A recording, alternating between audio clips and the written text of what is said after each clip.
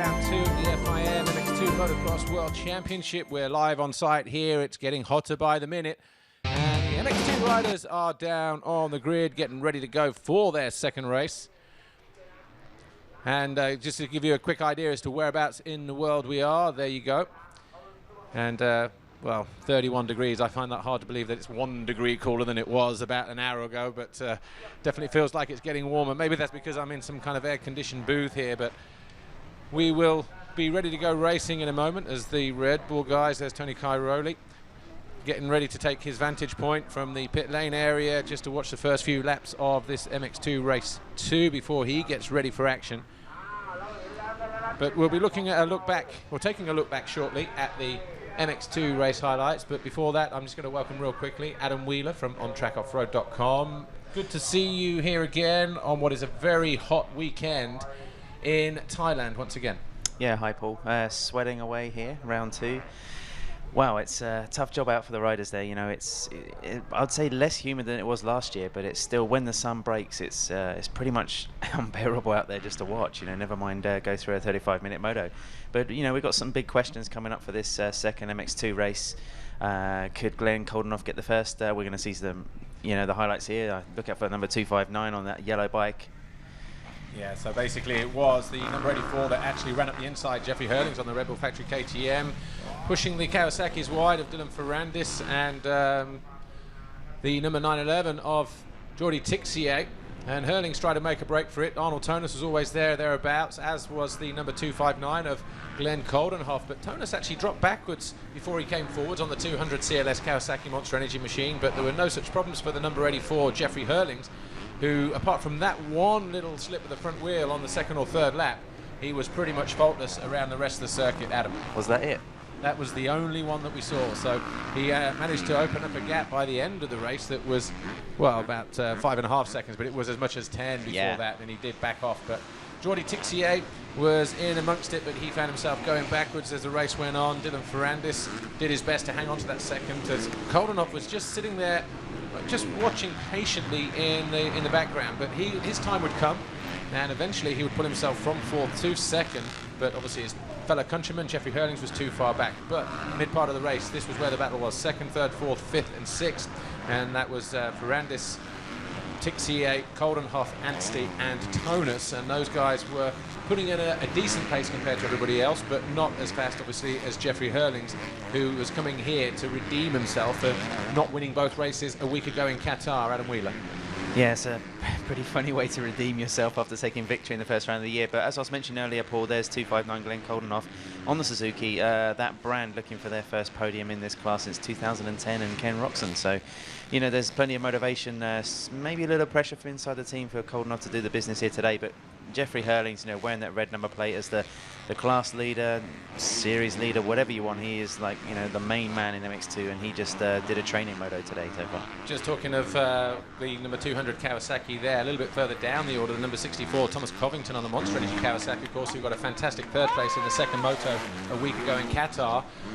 Didn't really perform today, had that crash yesterday on the first lap of the qualifying race, and then again in the wave section a few laps to go. He's a little bit battered and bruised, but he's okay. But I was talking to his dad Mitch just before we came on the line. We'll talk about that in a moment actually, but just in terms of the whole learning experience about the Grand Prix. But this battle here, Dylan Ferrandis and Glenn Coldenhoff for 2nd. Coldenhoff on the Rockstar Energy Suzuki went around the outside. It was an easy pass in the end. That was about 6 laps to go. And then it wasn't long before Tonus started stamping his authority. The number 200 there going up the inside of his teammate, Dylan Ferrandis. Jeffrey Hurlings, though, no such troubles for him. Coldenhoff got himself into 2nd, but would soon come under the cosh and under attack from the 200 of Arnold Tonus, but just ran out of time. Ferrandis kind of regrouped a little bit to hang on to 4th, but it was a win for Hurlings. Coldenhoff was 2nd, Tonus 3rd, and Ferrandis 4th, with Jordi Tixier rounding out the top 5. Anstey was 6th, Tonkov 7th, Lupino, Fevra, Charlie 8 rounded out the top 10.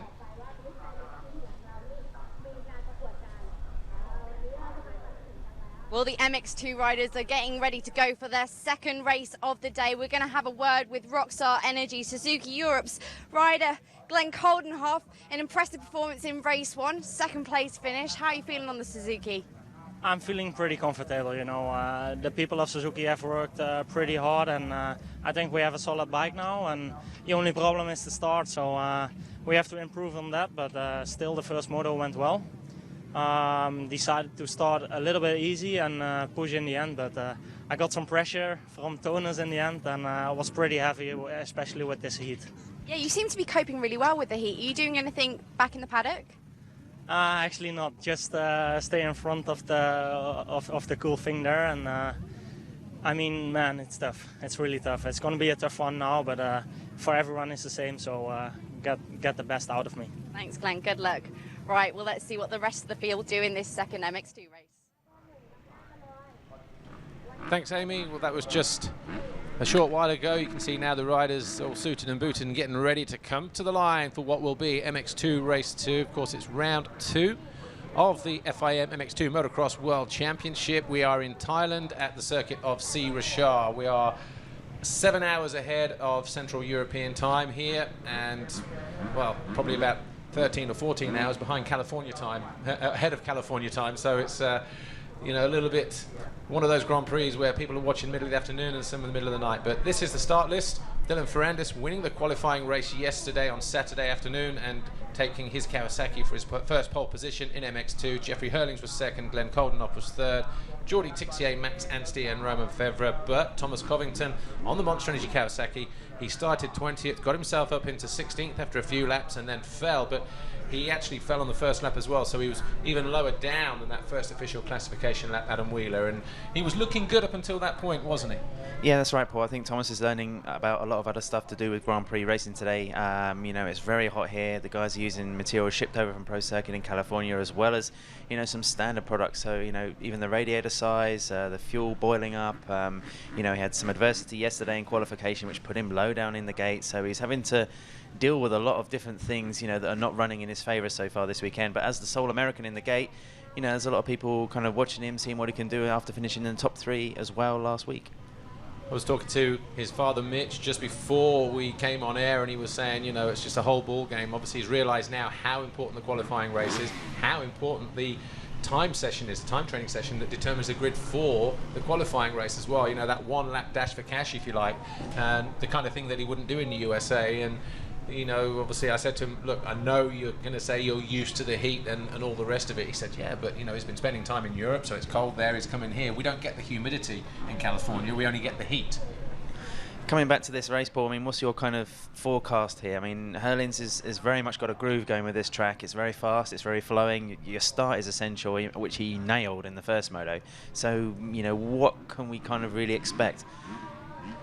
Well, I was thinking that it was going to be one of the CLS Kawasaki's, either that guy there, number 8, Lupino, or Dylan Ferrandis or Onotonus, that would get the whole shot, the Fox whole shot. But obviously Jeffrey and Dylan Ferrandis, they were pretty much wheel to wheel, bar to bar, almost turned into each other going at the start straight. Ferrandis thought he got it nailed, Tixier ran wide, and obviously that allowed Jeffrey Hurlings to slot up the inside, and from there he was never headed. So it depends on the jump from Dylan Ferrandis. That's him right the way over on the far side, the first green bike in the opposite direction, but left-hand side as they look at it.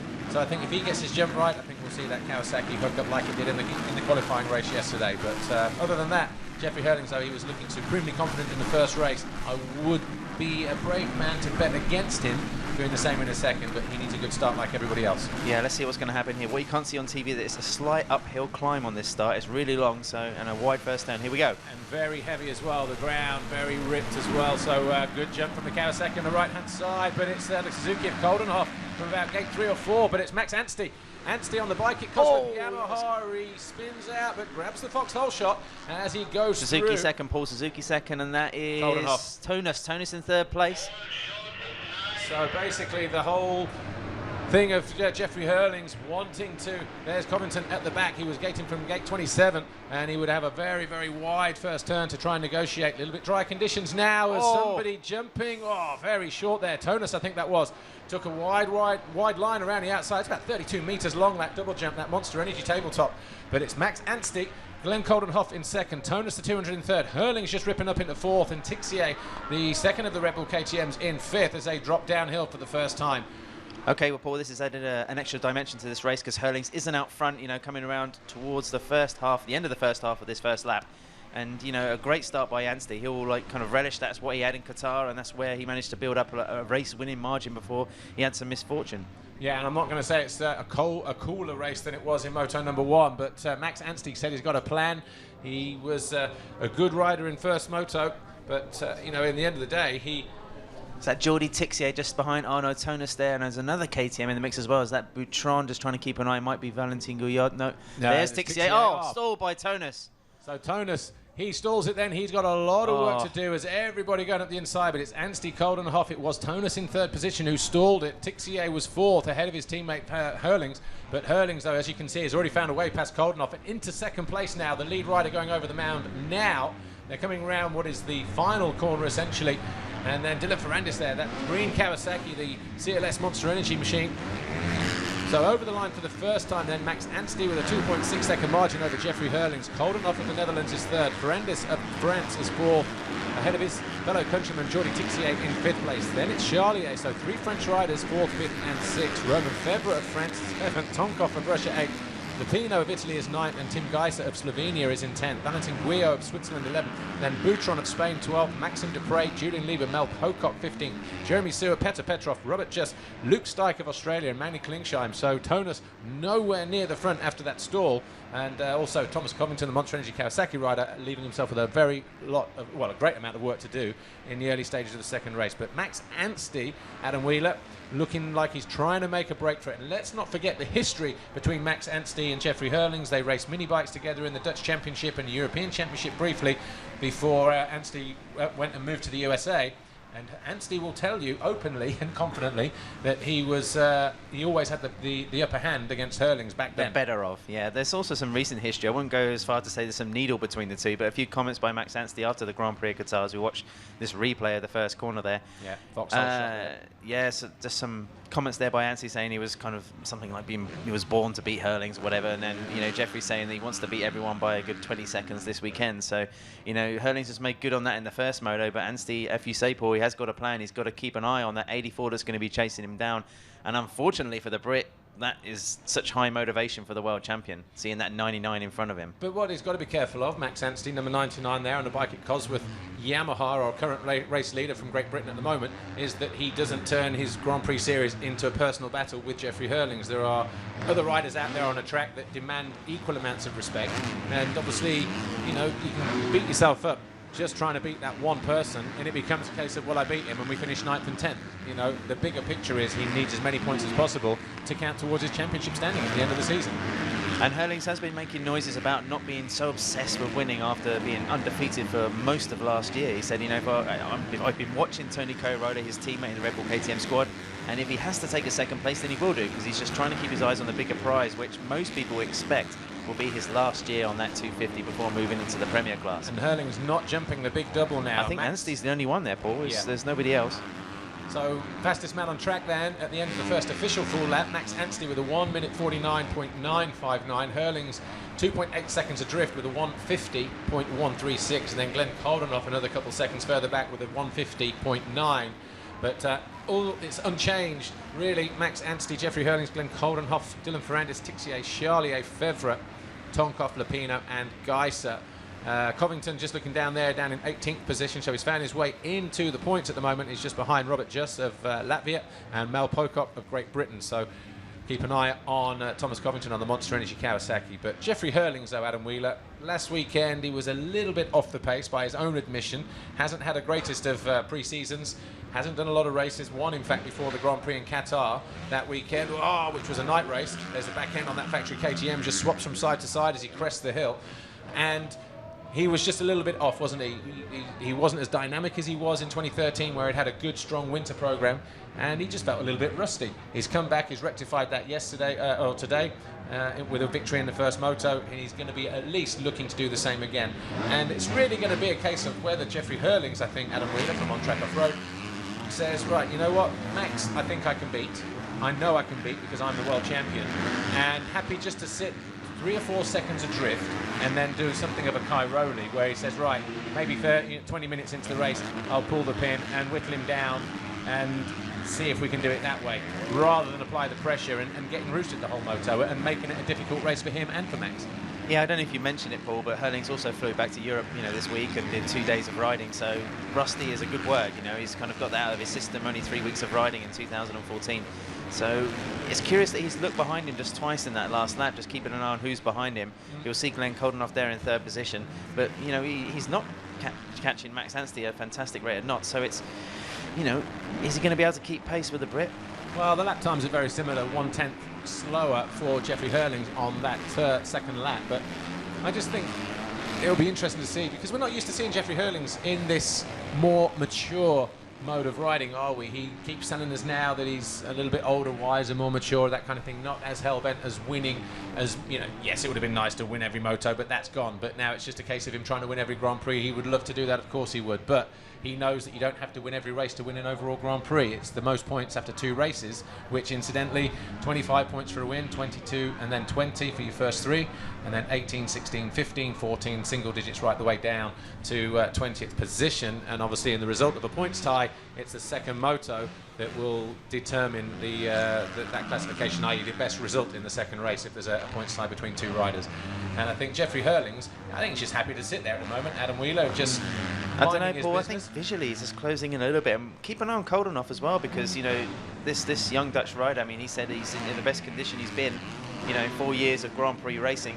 And there you go, he just set the fastest lap of the race, 49.5, that's half a second, nearly a second quicker than Max Anstey. And the thing about that was that Max Anstey came over the line with a 150.3, Hurling sent the timing screen purple with a 149.813, and Coldenoff, who's on that Rockstar Energy Suzuki, following in 3rd place, obviously sent the timing screen purple again with a 49.561 as we look at Livia Lancelot, the world European champion, Paul. Well, world champion Livia Lancelot, but Valentin Guillot going out. The European champion from last year. This is the guy that Thomas Covington would have been racing at Matterley Basin and was chasing him down for the win, but obviously he never pulled it off. Actually, Thomas Covington is just ahead of Jeremy Suenalpo, who is also racing last year in the European Championship. Yeah, and I was talking to, as I say, Mr. Covington, Mitch Covington, just on the start of the MX2 race, and he was saying that if we can come away from here with the top 10 in this second moto, he said we'll go away from here happy based on the weekend that we've had so far with the crashes and the outside gate pick. And no points in moto points, but not where they wanted to be in moto number 1 in 16th. And if he can do that, then great, he'll be happy. And it's all part of the learning curve, he says. Yeah. It's interesting for me, Paul, just keep it a watch on this circuit, because it's getting rougher and rougher and a little bit more difficult to handle, which is probably the best condition it's been in all weekend. Yeah, well, with 21 minutes to go, Anstey just 2.5 seconds clear of Hurlings, and the Coldenoff is there in 3rd, and both the Dutchies closing in on the Brit.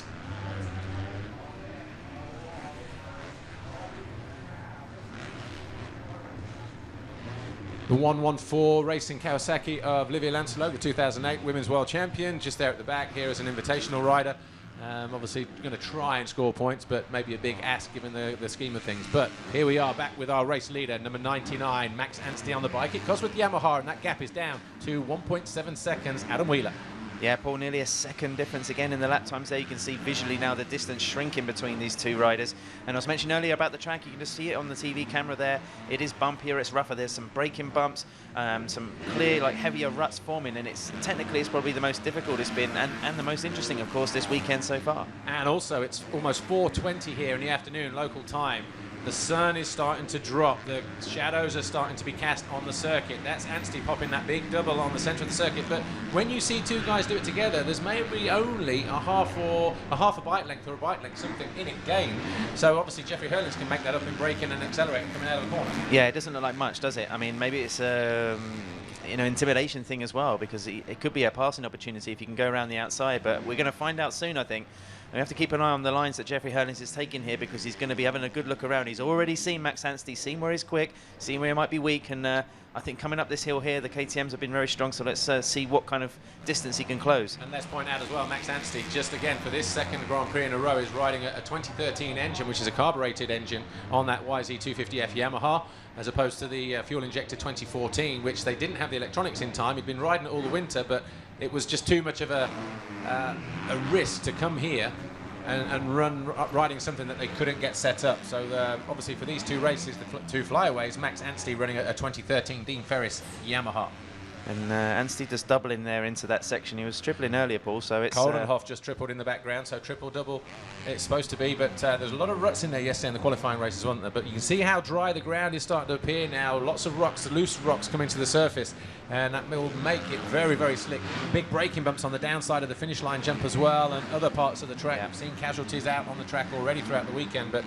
That was another slower lap by Anstey, Paul, but the difference is that Hurlings has also kind of eased off the gas a little bit. As you say, he's just trying to work out where he can make a move. Watch for the pit board here. Maybe we can see a little bit from Max Anstey, because he will get a hurry up, that's for sure. But look at the time he's just made there coming through that first corner. We were watching the qualifying race together, and he was so fast around that first corner, and he's just whittled that gap right the way down. Here's the difference, Paul. Here's the difference. Oh!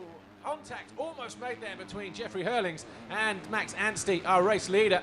It was very, very close, but he definitely got the run on him coming out of that right-hander at the end of pit lane. And, well, what were we saying a moment ago about maybe sitting back Jeffrey Hurlings? He's definitely going for the big one now, and he's got Max Anstey right where he wants him, and anywhere down this next straight, I think he's just biding his time now, getting ready to pick him off at will. It's definitely a case of biding his time, Paul, but can Anstey respond? You know, that's going to be the fun part of this dice. I mean, Hurlings, you can see just using different lines, and he's the one in the power position here. Be interesting to see if they keep it clean as well. I'm sure Jeffrey Hurlings would like to. Watch him cut tight up here. Boy, he actually took a wider line this time. But look at the ruts here that Anstey's having to deal with, and he's got big long ruts there, and Jeffrey Hurlings just keeping it a little bit cleaner. But again, if he's not past Anstey by the time we've got stationary yellow, so that's okay. And that's Golovkin, the Russian guy just there, the number 300, just disappearing out of sight. Nice corner speed there. Charlier's out. Oh, Christophe Charlier, then the Yamaha factory racing rider, is out of the race, so I'm just wondering whether he's had a crash or he's just exhausted. yeah, he knocked himself up pretty bad yesterday, so that's probably going to have some kind of impact. And so I was just keeping an eye on Glenn Koldenhoff in third place in the back there, Paul, because, you know, if Max Anstey does get mugged at some point, then, you know, he's got to be careful he doesn't get sucked into that battle as well, because then suddenly Koldenhoff with the impetus to make another position. But, I mean, Anstey must know about it. He must have heard Hurlings. Well, I mean, he almost got hit by him a minute ago, so... You know, he's really got to try and he dropped his lap time there by almost a second, so that was pretty good. And here's Charlier in the pit on that factory Yamaha. The neck brace there is kind of dislodged, so he's obviously been on the ground somewhere. Not a good weekend for the Corsican, former European champion, of course. And Hurlings right with Anstey again now as they go past the pits. Just getting filled in. You can see him dipping his head there, just trying to avoid the roost. And he's coming up. You watch Anstey pop the double here, Paul. I don't think... Is Hurlings going to have a go as well? No, still liking. He wants to keep inside there, doesn't he? Yeah, taking a cheeky little look back there, Max Anstey. He knows exactly what's going on, but wide, wide, wide. He's going to leave the door very widely open if he's not careful. And what we've seen, it doesn't even need to be half open for Hurlings to have a quick look up the inside, does it, from what we saw a lap ago? And when we start getting into back markers, the lap traffic, Anstey will find himself coming undone, I'm sure. Oh, that was a good look there. That was a bit of a Lance Armstrong, wasn't it? But... You know, Max Anstey is such a technically proficient rider. I mean, Hurlings as well, so strong and so fit and so kind of strong-willed. I mean, just look at him barreling the KTM round there. It's a great battle. There's been words between these two as well, like we said, Paul. So this is great stuff.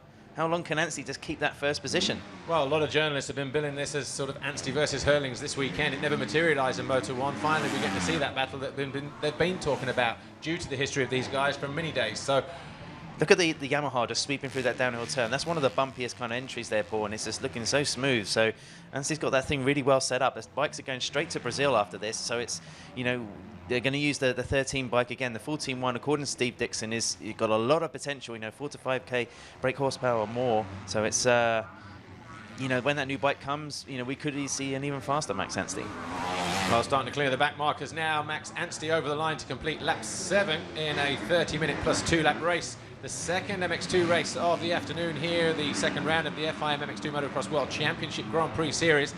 We're in Thailand at the circuit of C. Richard, and Max Anstey currently leads by 1.1 seconds, but we don't need to tell you how much that is, because that gap between these two riders that are up on screen in just a moment is the gap between our race leader, Max Anstey, number 99 on the blue Yamaha, and Jeffrey Hurlings, number 84 on the orange KTM, who's looking for another run onside the Brit, but just not quite close enough again.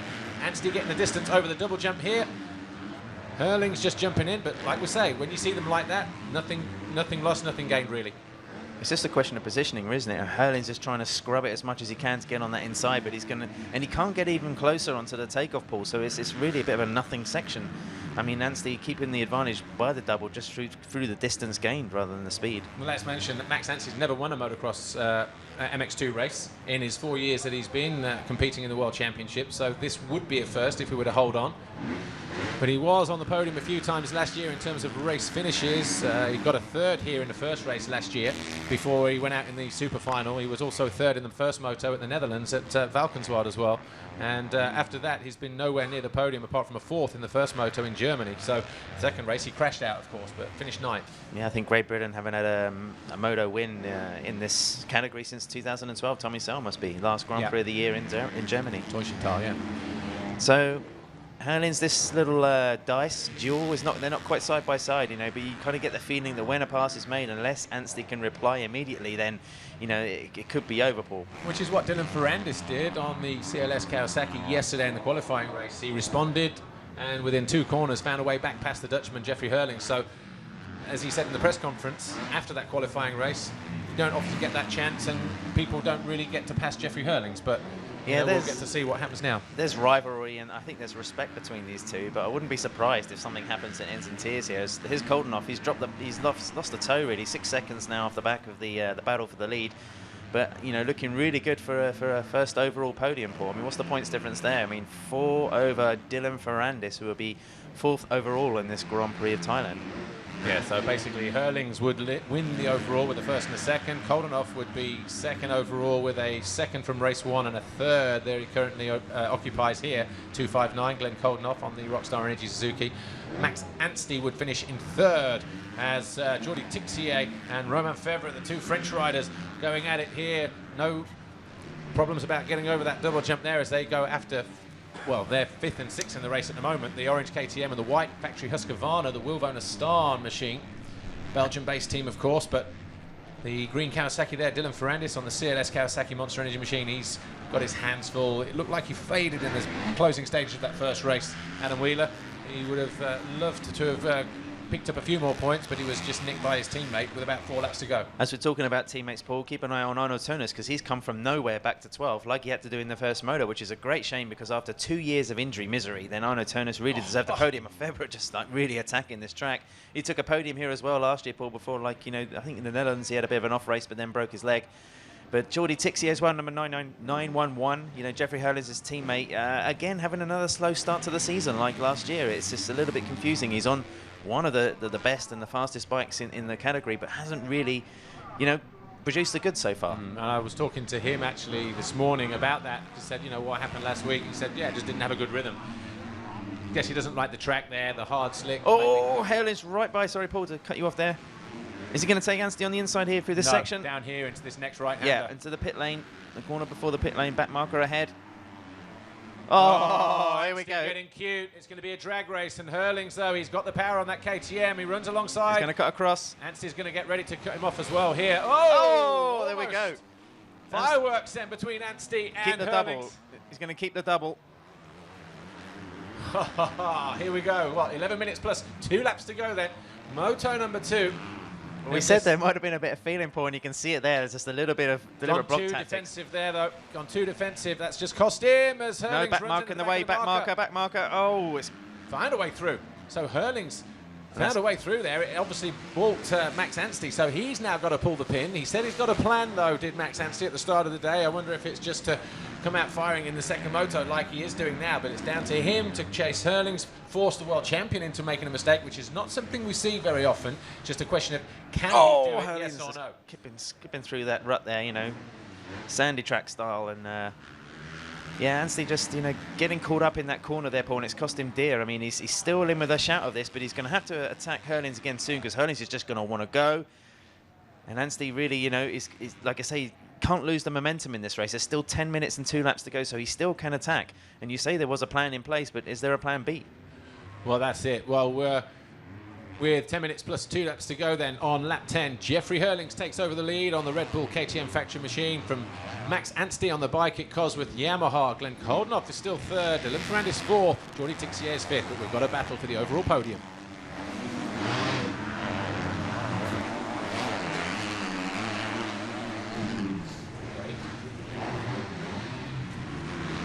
So Jeffrey Herlings then sets the fastest time in the 2 timing sectors, sectors 2 and 3, as he finds a way past Max Anstey on lap 10, and he now leads by 2.7 seconds within the space of, what, a half a lap since overtaking Max Anstey on a Yamaha. Adam Wheeler, Jeffrey Hurling's in fine form here.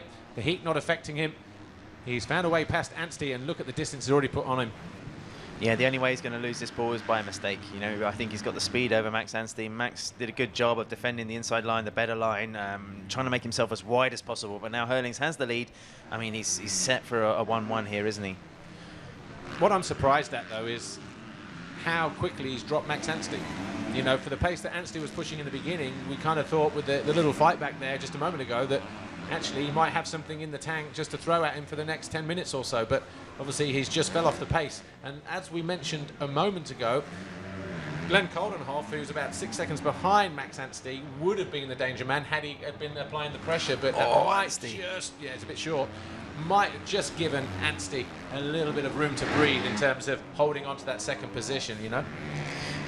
Yeah, I mean, he hasn't really got anything for Hurlings left in this race, have we? I mean, Jeffrey, he'll see when he comes around next time, he's going to have like a 3 to 4 second lead over the British rider, and it's a case of, you know, he'll have to eat some humble pie after this, won't he? After some public comments, you know, in the wake of the Grand Prix of Qatar. So it'd be interesting to see how these two react on the podium, whether they have a bit of a laugh or there's some steely kind of looks, and, you know, the rivalry will roll over again into Brazil, perhaps. And he goes and takes the fastest lap of the race at 1:49.2. To be honest, I think they'll be fine, but Jeffrey won't let him forget that, hey. School's in, yeah, you know. Pay attention now, because...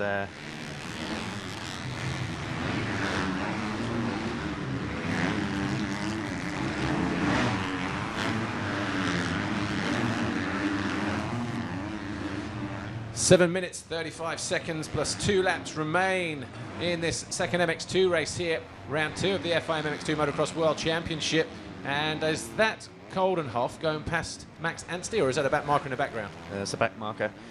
But the battle, I think Dylan Ferrandis in 5th position currently, Paul, just 2 places behind. He might need another slot. If he passes Roman Febvre, then he might be enough for the top 3 overall, which would dislodge Anstey from that final podium spot. And there is Roman Febvre on the Wilvona Star Husqvarna factory racing machine, making a great debut back in Qatar a week ago. Of course, getting on the podium, 3rd overall that weekend. He was 2nd here last year with 2 seconds, Roman Febvre, before he had a leg injury that kept him out of a few races and knocked his confidence a little bit. But obviously not afraid of the heat, loving the circuit conditions. They're a lot rougher than they were yesterday in qualifying, where it was a pretty high-speed circuit, it has to be said, and difficult to overtake. But coupled now with the high temperatures and the humidity and what is a very technical racetrack, it's proving to be quite difficult for some of these top guys.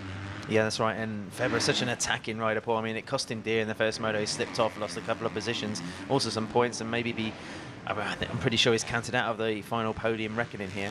As we're watching Jordi Tix there, he's just behind Dylan Ferrandis on that Monster Energy Kawasaki going through the picture. Alex Lupino also in the frame as well, somewhere number 8. That's on another Kawasaki.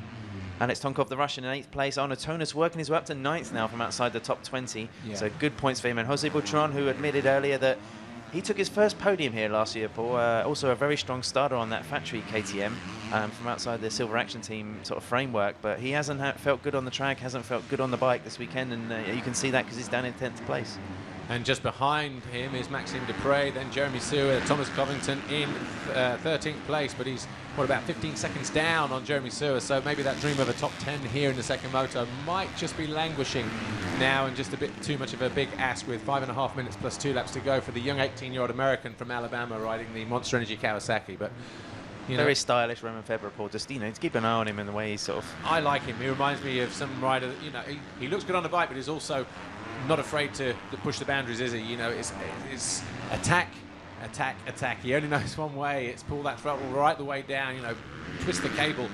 And it's either reward or failure, isn't it, with him in that respect? But, you know, he's putting on a good show. He's going after it. He wants points. He's a racer at the end of the day. He's just an out-and-out racer. Yeah, we had him on the studio show, you know, yesterday. Was yesterday? Yeah, yesterday. So, you know, it's... you know, just an articulate guy as well. I think it's his last year in MX2. Did he say last year in MX2, or has he got one more season? So yeah, there's a few guys got to go up, actually. Alessandro Lupino, Jose Butron, Charlier, Luke Stike, if he stays.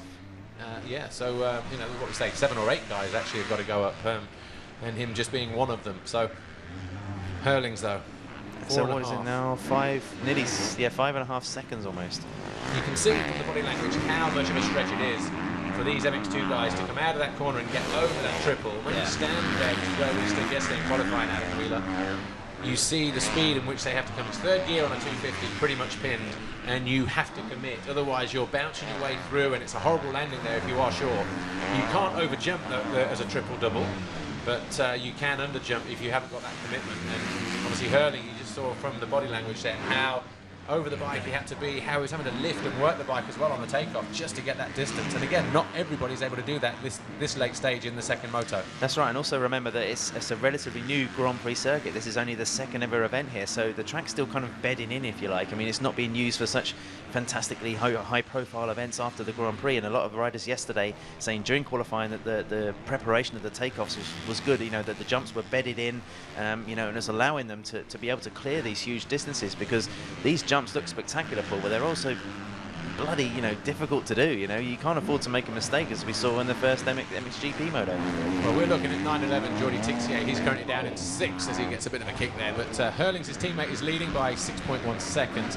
Max Anstey still 5 seconds clear of Koldenhoff in second. Koldenhoff is third. Romain Febvre is fourth, but he is 2 seconds last time around faster than Glenn Koldenhoff ahead of him, and there's only 3 seconds between them. So I'm guessing that we could see Romain Febvre knocking on the door for a third place finish in this second moto, and if that happens, we'll have to see how the podium sorts itself out. But Febvre is fourth, Dylan Ferrandis is fifth, as we look at the battle that we were just talking about. 259, Glenn Koldenhoff in third, and Romain Febvre doubling his way up into the step here, the highest point of the circuit, just there, going through on that white Husqvarna. He's going after Koldenhoff. He's going after a third place finish in this second moto, and as we said, he's an out-and-out racer. And it's only when you have to hit the wall through making a mistake that you realise how much you are spent and everything else. There's Livia Lancelo. She's down in the points at the moment, in 20th place. And she's been into the pits as well. So a lot of guys dropping out. We saw Charlier drop out, and there's probably 1 or 2 there as well. Valentin Guyot as well, the European champion from last year. But you know, like you were saying, Paul, it's you know, last phases of this moto really test the fitness of the people that are still fighting for those positions. Everybody's still pushing, but there are gaps throughout the field, and Koldenhoff perhaps not quite aware that he's got somebody right on his tail, and 2 seconds quicker that lap, Romain Febvre, and didn't he just look it? Well, he did, and it's just that attacking riding style that he's got. But here's Thomas Covington, 13th, number 64 on the Monster Energy Kawasaki. Again, that gap between him and Jeremy Sewer just starting to extend. He would have raced with Jeremy Sewer and Valentin Guyot, who were finished first and second in the European Championship last year. But coming here, completely different kettle of fish. MX2 guys, again, talking to his dad, he was saying, didn't realise how much emphasis the guys put in the qualifying race, in the heat race. When he lined up on the line, it was a case of, now I know why. But look at this battle here. Third place, Glenn Koldenhoff on that Rockstar Energy Suzuki on the yellow machine. The lead rider in shot now, the back marker on the Kawasaki just moves out of the way, 461. Romain Febvre on the Wilbona Star Husqvarna factory bike. He is all over the back of the rider from the Netherlands, and is looking at going after the third place here, and it could be a move around the outside. Oh, too easy in the end for Romain Febvre. And Koldenhoff, is he done? I looks think like he's he finished. might be done yet. Just couldn't hang on the bike even down a straight, and normally to get past that easily in a straight line. But he hit that wide line in the first motor, Paul. He got such good momentum coming up the hill. I can't remember who he passed. It might have been Jordi Tixier, but Koldenhoff has, maybe he's used his reserves. I mean, he said he's in the fittest condition he's been this year, but remember last year in the Lausitzring in the Grand Prix of Germany, it was so hot, similar temperatures. I think he had to be carried to the podium. Yeah, that was his first ever podium, wasn't it? And then he won the Grand Prix at Matterley Basin, of course, when Hurlings was out. So it was up to everybody else to go and win one. A week after Dean Ferris of Australia won the Belgian Grand Prix. Well, what does that mean for the overall ranking, Paul? I mean, can maybe that pushes Febvre up to 4th position, I believe? Well, when he comes over the line and registers, we'll just have a quick look. But Hurlings definitely will be on the podium with a 1-1.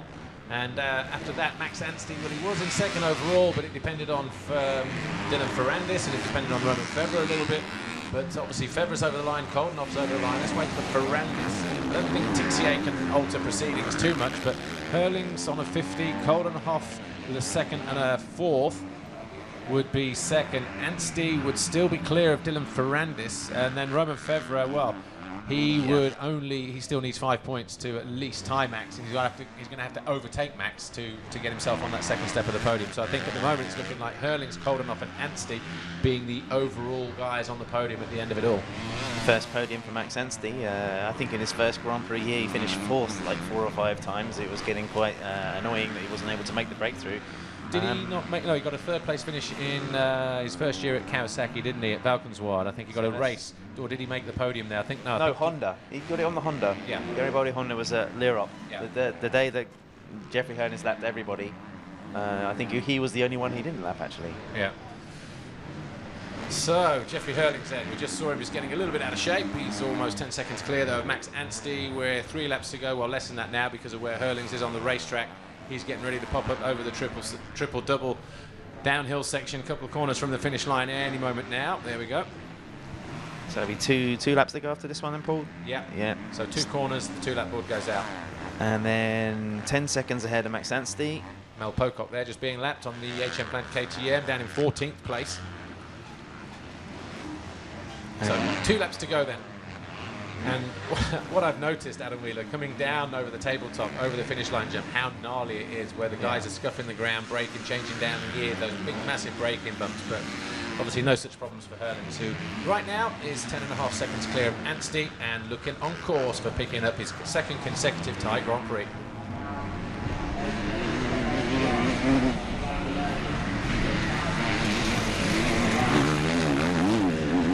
Jeffrey Hurlings then, with just under 2 laps to go. He was another race winner here last year, and he's looking set to do the same again here in 2014. As we look at Roman Fevre in 3rd place, he's about 6 seconds down on Max Anstey in 3rd position. As there in the background, not this 114 Olivia Lancelot, who was on the verge of scoring her first World Championship points in MX2. She's the first woman ever to do so. Dylan Ferrandis was just lurking in the background, just there on the left, the 122 CLS Kawasaki Monster Energy rider, who unable to win a moto this weekend, but he's still putting in an impressive performance, and he's still somebody that we can consider definitely being on the podium at the end of the championship. Isn't that right, Adam? Yeah, that's right, Paul. And only 19 years old, so he's still one of the younger riders, you know, at the front, in the front group of this championship. Roman Fevre, Jeffrey Hurlings mostly expected to move on after winning, you know, 2 world championships and at the moment setting the pace completely in a 2nd title defence. But Glenn Holdenhoff and also just that run up there, Paul, as we were saying earlier, the bump's really kicking up. I think it's going to be great for the 2nd MXGP moto. For a rider like Sean Simpson, who just loves those kind of ruts, those technical bumps, it will play right into his hands. And in some ways, this might be easier to pass because you've got a little bit more of a technical choice, more mistakes can come into play. But also, you know, you can make yourself wide, and like Max Anstey did for the first part of this race. I mean, Jeffrey Hurlings wasn't hanging around. You know, still make yourself difficult to pass and gain a good position. As we enter the final lap then, Jeffrey Hurlings once again putting on a bit of a demonstration here in Thailand, like he did almost to the day 12 months ago on that Red Bull KTM factory machine. He's been fast all weekend long. He topped the training sessions, of course, but it was only Dylan Ferrandis that was able to get the better of him in the qualifying race on Saturday that determined the grid position for the race today.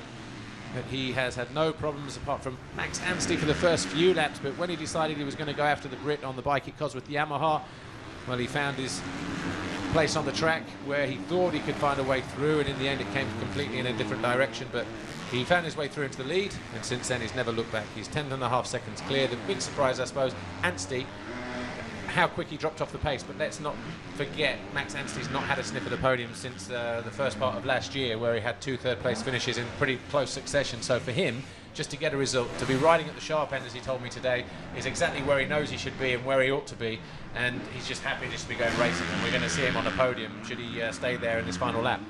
Yeah, I mean, for all of Max Anstey's talk about wanting to beat Jeffrey Hurlings, when it comes to experience and winning and racking up consecutive victories and all that kind of, you know, confidence and domination and stuff, there's no comparison.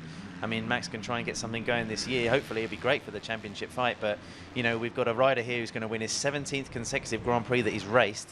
You know, 2nd place overall is going to be a first for Suzuki in like 4 years, and then Max Anstey, I think, a 2nd or potentially a 3rd career podium. So there's a couple of different stories, you know, emerging here on the podium, and the best thing, Paul, is it's good to see just different people popping up outside of the winner. Yeah, Well, he's making his way through the penultimate corner now is Jeffrey Hurlings, and any moment now the checkered flag is going to be readied. Here we go, final turn, Red Bull KTM Factory Racing, number 84, Jeffrey Hurlings. It's another perfect day here in Thailand as he makes it another double victory 2 years in a row, and he wins the overall Grand Prix here, round 2, and he's thirsty as well. Is that for a beer or for a, for a drink thing? I don't know, I think he needs wings, if you know what I mean, but just to get him to the podium. But anyway, Jeffrey Hurlings then crosses the line as a winner for the second time today to cement his overall victory. Max Anstey comes over the line in second. Roman Fevre will take third, and Coldenhoff is fourth. Are we going to get a look at a little bit of interaction between Hurlings and Anstey here? I don't know. On the back, I think it's a race interview first. See what happens after that. Jeffrey Hurling, a double moto win there and a GP win to boot. Oh. Yeah, you know, been a good race, you know. Of course, I freed Max Anstey interview, but hey, he did his best, and you know, he has a really good bike, and he well deserved the second place as moto, and hats off to him. And 2 good starts, 2 moto wins, another overall, so really pleased. Well done. Thank you. Yeah, short and sweet interview. Obviously, Jeffrey Hurlings, though, winning both races. Hats off to Max Anstey for putting up a brief fight, but, you know, he looked tired, didn't he, Jeffrey Hurlings? He didn't look that beat up after the racing here last year. It just shows how much time he hasn't had on the bike, I think, in terms of bike preparation, Adam Wheeler. Yeah, he certainly looked a bit happier than he did last week, Paul, and you know, he made reference to the interview that Max Anstey made where he wanted to take the fight to Jeffrey Hurlings, and so he was definitely motivated this weekend, winning so many races in MX2 like he does. Maybe he has to find motivation wherever he can, you know. It's, I imagine winning Grand Prix after Grand Prix after moto, you need some kind of little spat to keep you going, and he admits as much when he was fighting with Tom himself for the World Championship in 2012. There was nothing really there for him last year, and now somebody comes up and says a few spiky comments, and it's like, well, you know, okay, let's get it on. Well, thanks, Adam Wheeler, for your help here this afternoon, and I'm sure we'll hear from you again a little bit later on in MXGP Race 2, but for now, thanks for your thoughts and your analysis in that second MX2 race. A little bit of water going down on the track in anticipation of the MXGP riders going out for their second race of the afternoon, as we look at the riders just making their way back down to the line, but or down to the paddock area. But let's just give you a quick recap. Hurlings, Anstey, Fevre. This is unofficially, of course, until we get the official confirmation on screen. Fevre third, great ride for him again, finishing third for the Husqvarna squad. Coldenhoff was fourth, Dylan Ferrandis fifth, and it was Tixier, Lapino, Alexander Tonkov of Russia, Arnold Tonis of Switzerland, and Jose Boutron were your top 10. We'll give you the full rundown in just a moment, but in terms of the overall Grand Prix, Jeffrey Hurlings, Glenn Coldenhoff, and Max Anstey on the podium for the first time in well, I think it's his second podium, just off the top of my head. But anyway, it's 37 points for him. And Max Anstey will be a very, very happy rider indeed, edging out Dylan Ferrandis. So here is Jose Boutron. He has the most points in terms of the whole shot classification at the moment. Hurlings took one today, so too did Max Anstey. But with his 2 whole shots from a week ago in Qatar, Jose Boutron still has 2 points to his name, 1 point for each whole shot. And that's why he has the Fox whole shot black plate. And there'll be maybe another winner of that in 3 weeks' time when we go to Brazil. Or maybe Boutron, who took a race victory there last year, will be holding onto it for a little while longer. Let's not forget, €10,000 first prize in MX1 for that, in MXGP for that, and €5,000 in MX2.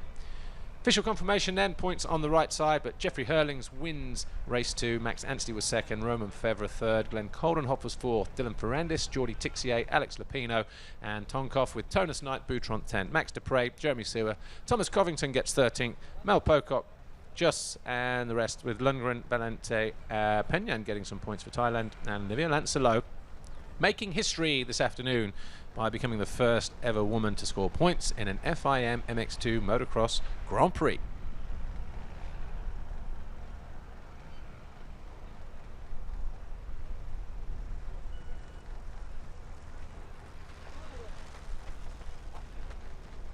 Overall classification, Jeffrey Hurlings 50 points for him, 40 for Glenn Coldenhoff, Max Anstey 37, edging out Ferrandis with Fevre, Tonis, Tixier and Lapino, your top 8 this weekend.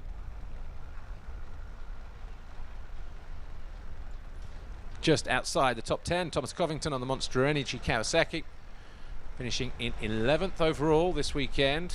So been learning the hard way, shall we say, in terms of crashing and not getting the best starts and that kind of thing. But he will come back to Brazil in about 3 weeks' time, and I'm sure he would have worked hard with his trainer Johnny O'Mara The podium MX2 of this and Grand Prix of, come out fighting there at Beta Carrero, which is round 3 of the FIM MX2 Motocross World Championship in the end of March.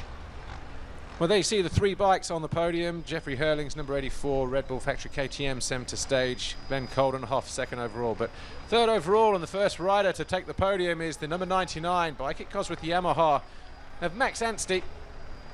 Max Anstey, well, I spoke to him earlier on in the day. He was pleased to be in at the sharp end. Glenn Coldenhoff on the Rockstar Energy Suzuki Europe MX2 machine takes 2nd overall.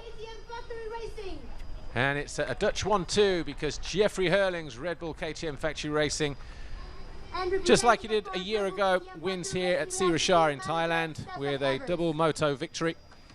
And he extends his points lead in the championship, and he will walk away from here as a double Grand Prix winner, but also he's won back-to-back races now. Qatar a week ago, and here in Thailand. So in terms of Grand Prix overalls, Jeffrey Hurlings is 100% at the moment.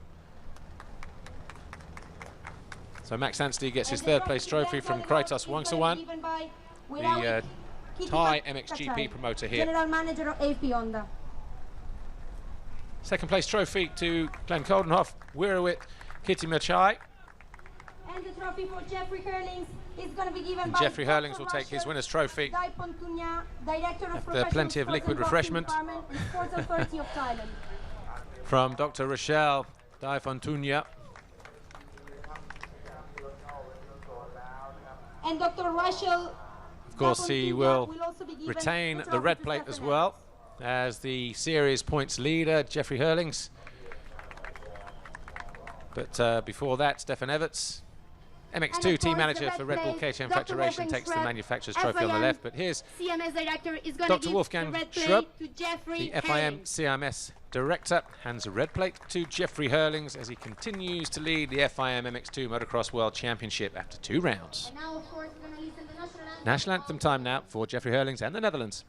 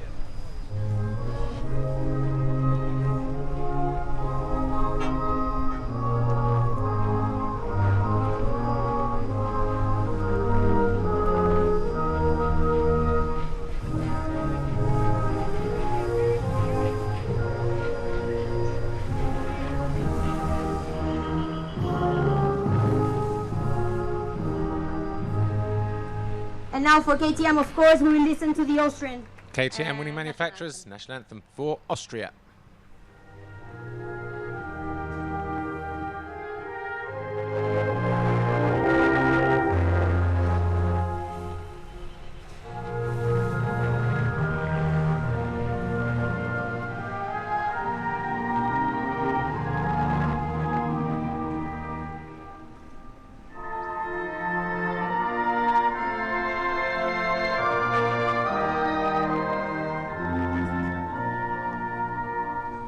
And now, of course, we put the trophies up for the nice picture, and then we'll go for the champagne. So your overall podium then, MX2 at the MX Grand Prix, MX2 Grand Prix of Thailand, belongs to Jeffrey Hurlings, Red Bull KTM Factory Racing. Glenn Coldenhoff of the Netherlands on the Rockstar Energy Suzuki Europe machine. Alongside him to our left was 2nd overall Max Anstey. Bike it Cosworth Yamaha of Great Britain was 3rd, his first podium in MX2 in a very long time. But all the spoils this weekend belong to Jeffrey Hurlings once more.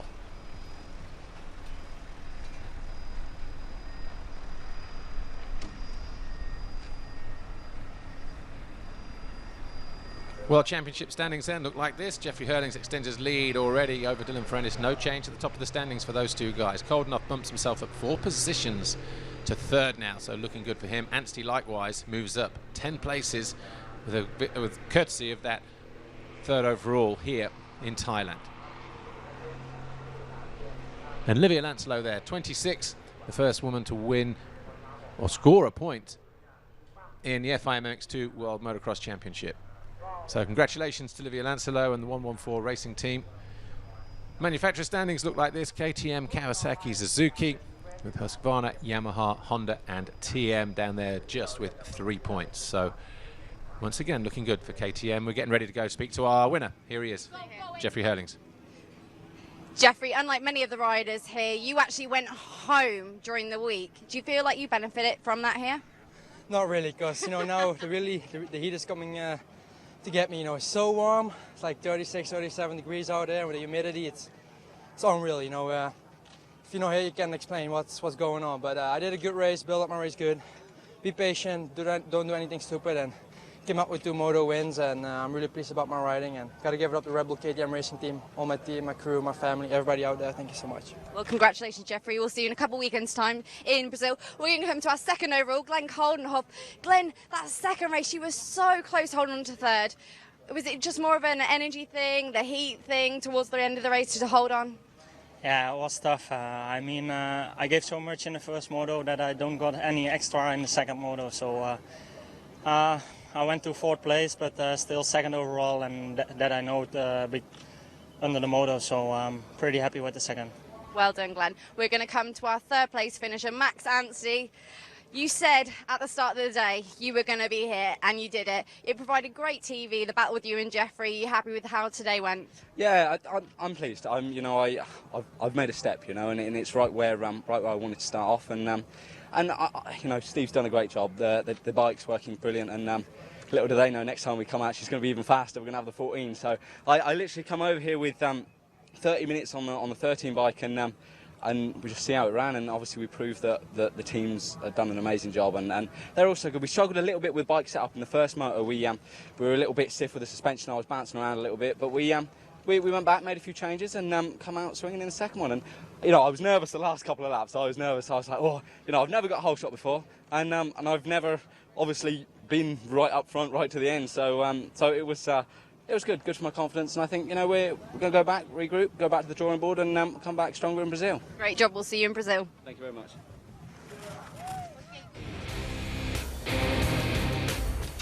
So Jeffrey Hurlings, Glenn Koldenoff and Max Anstey then leave Sea Shire in Thailand, round 2 of the FIM MX2 Motocross World Championship, as the guys who made the top step of the podium, and of course they'll look forward to doing it all again in Brazil in 3 weeks' time.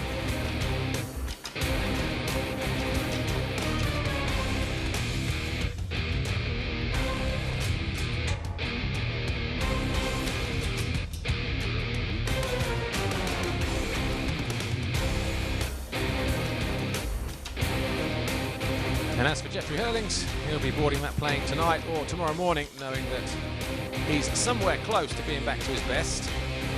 Even though the heat affects him a little bit this weekend, he's able to go out and go 1-1 for the overall win and extend his points lead at the top of the championship table.